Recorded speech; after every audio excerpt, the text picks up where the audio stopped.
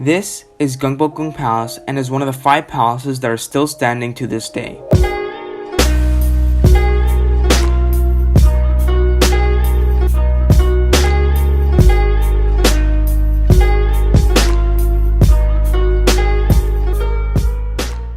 Of the 5 palaces, Gyeongbokgung is the largest and the most important palace since it served as the home for the kings of the Joseon dynasty and their families and the government.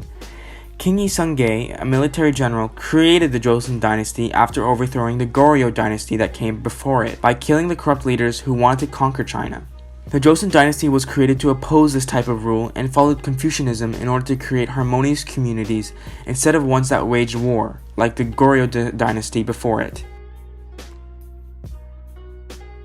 3 years after King Lee founded the Joseon dynasty in 1392, he also decided to build Gyeongbokgung Palace, which was built in a valley surrounded by the Bugaksan Mountains that served as protection from foreign threats. The palace stood tall and kept expanding until the Japanese Empire failed in an attempt to invade Korea. During this war from 1592 to 1598, Gyeongbokgung was burned to the ground and was left reduced to rubble for the next 273 years. However, it was rebuilt in 1867 and expanded until 1910. The Japanese attempted to invade Korea yet again, this time being successful. Over the years, the palace withstood extensive damage from the Japanese occupation, but survived through 1945 when the Japanese occupation ended after World War II. Gyeongbokgung Palace went under extensive repairs starting in 1990 to the present day, and is one of the most famous attractions to Koreans as it survived both Japanese invasions, creating an emotional experience for many that visit considering the hardships it went through just as the Korean people did throughout the years of Japanese militarism and aggression.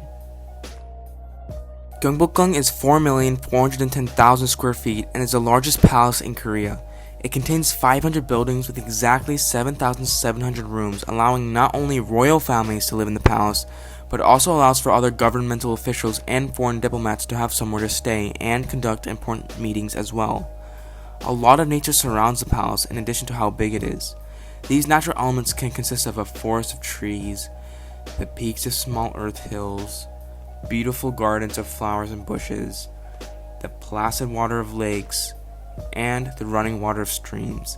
When visiting, it felt like a disconnection from modern society and more of a connection with nature since so much nature was incorporated into these Korean palaces. Additionally, many birds can be observed along with the sound of insects in the distance, which only deepens that connection. However, when in the main courtyard, it is a totally different story. The beating of drums and gongs can be heard while reenactment soldiers march to the beat.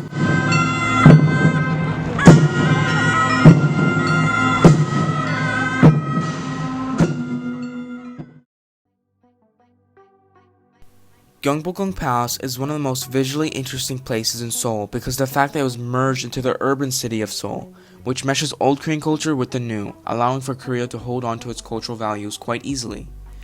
Its striking historical Korean art is engraved in all the buildings when it comes to architecture, paint, and the layout of Gyeongbokgung. With the art and culture of Gyeongbokgung being its most prominent character, the best place to isolate yourself in these elements is the Gyeonghae-ru Pavilion.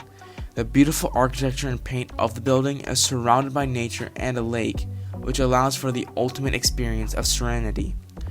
Without the constant reconstruction of this palace, Korea would not be what it is today, and I feel like it was the right choice to invest in such a beautiful place that holds a large part of Korean culture.